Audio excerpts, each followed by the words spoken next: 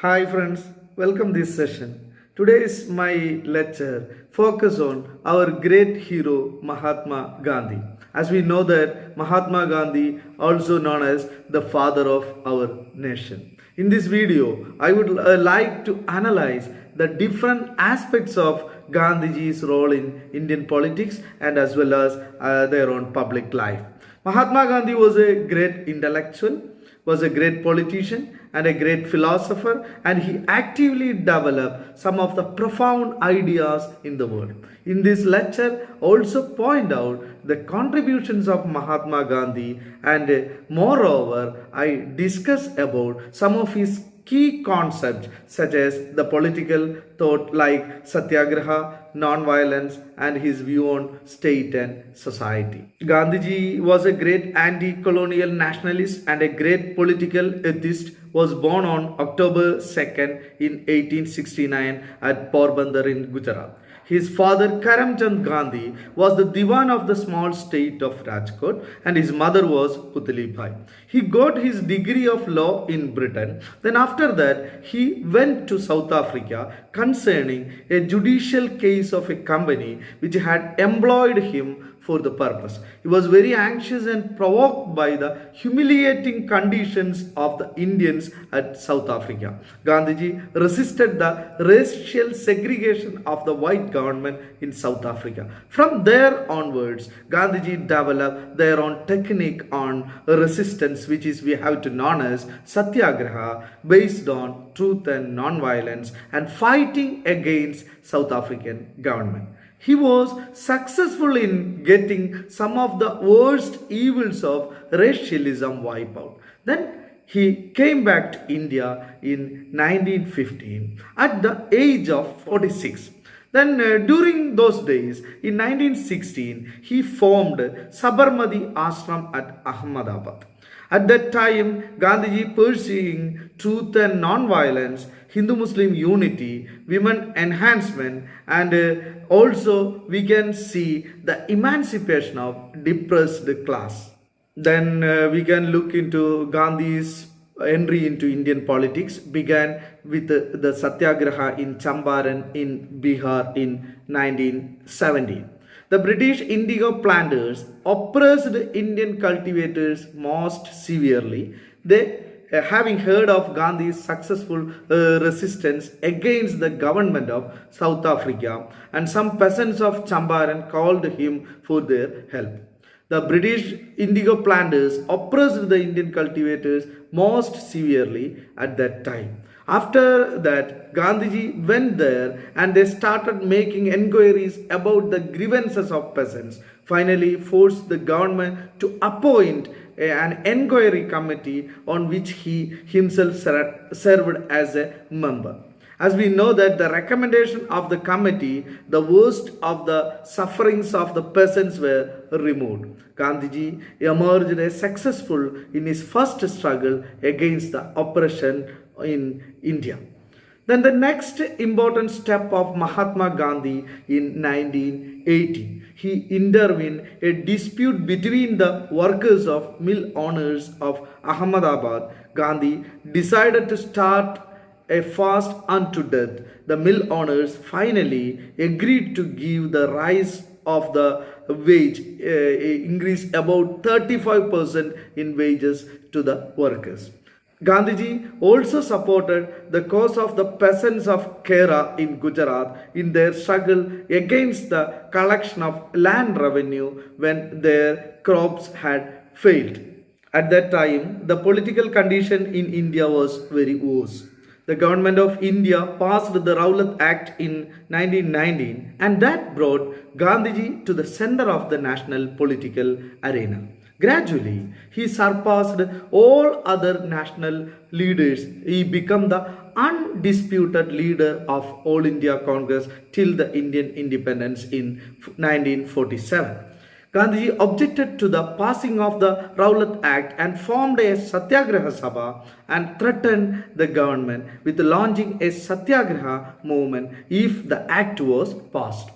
The British government passed the Rowlatt Act, which empowered the government put any person in imprisonment without presenting him before a magistrate even on a suspicion of loyalty. The report was opposed by all sections of the government. Gandhiji launched the Satyagraha movement on April 6, 1990.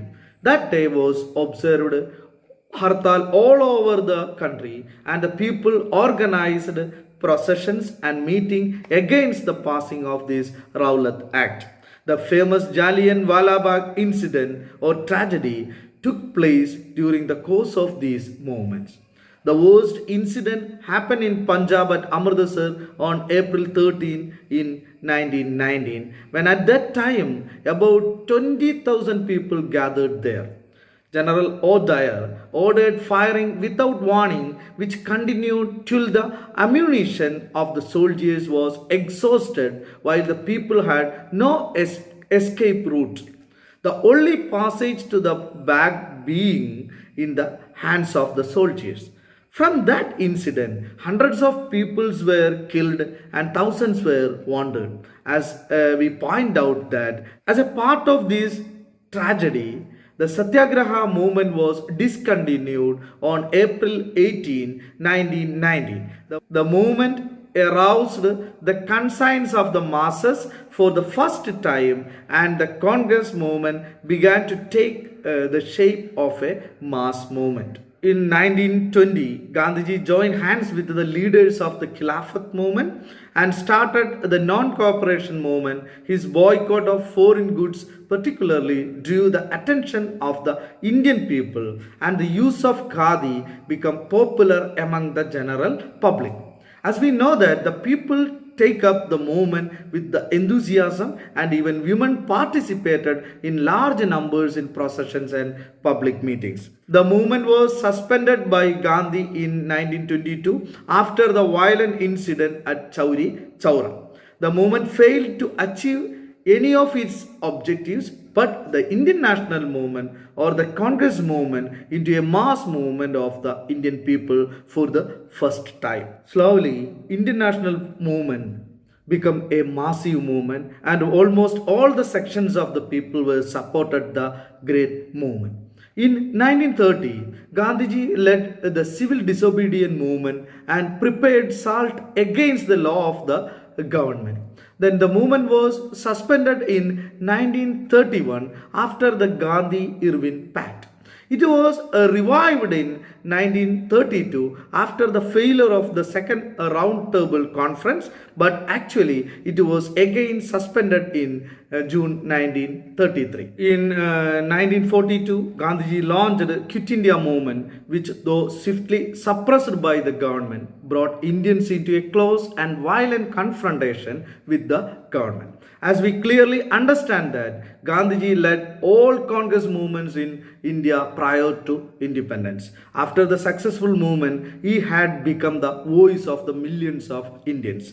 But Mahatma's death was not a peaceful one. On 30th January 1948, he was shot by Nathuram Godse by the hands of a Hindu religious fanatic. Gandhiji introduced the principles of truth and violence in Indian politics. His goal of independence of India was a part of truth, and the struggle for it was also an effort to achieve the truth. His non-violence was not the submission of the weak against the powerful, but the strength of the oppressed against the oppressor.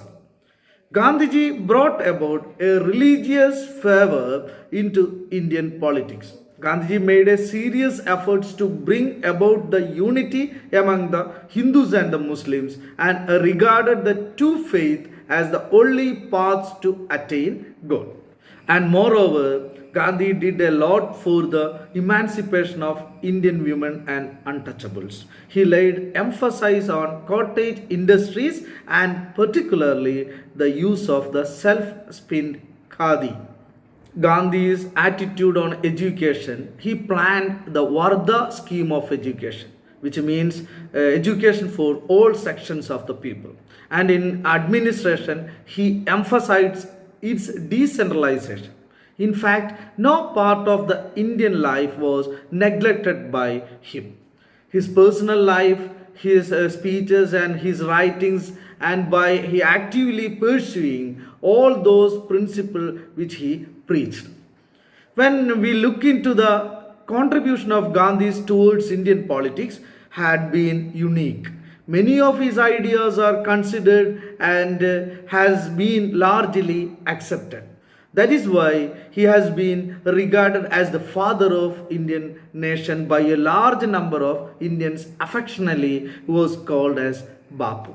Mahatma Gandhi was a great idealist person. His active role for Indian politics or Indian independence was actually a struggle of the sufferings of humanity against oppression. Gandhi's adherence to non-violence was also probably based on his own practical grounds.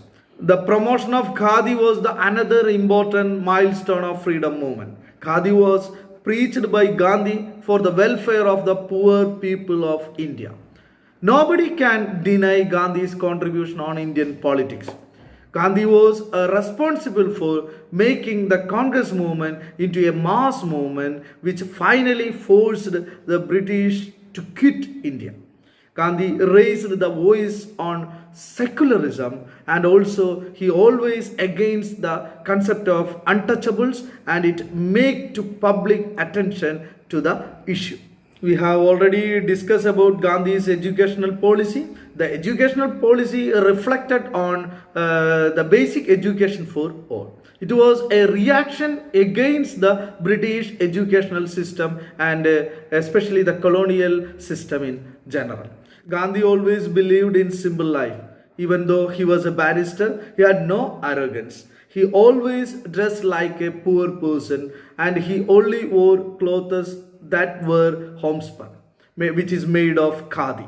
Then he was also a man of truth and his famous work, The Story of My Experience with the Truth, he pointed out that he is an average man. Gandhiji says that I claim to be no more than an average man with less than average ability. The words give the ideas of readers that he did not want to be known as Gandhi. He did not want everyone worshipping him. And he was just proving that he is an average person like others. He believed in his own principle for many years till he died. And he fought for India, believing that the only way to end the hatred and war is through peace and love. Gandhi possessed countless qualities and many things that an ordinary person could not have had. He fought through all the obstacles that come his way with love and peace. Leadership, simplicity, and bravery were the most outstanding qualities of our father of nation. Thank you very much.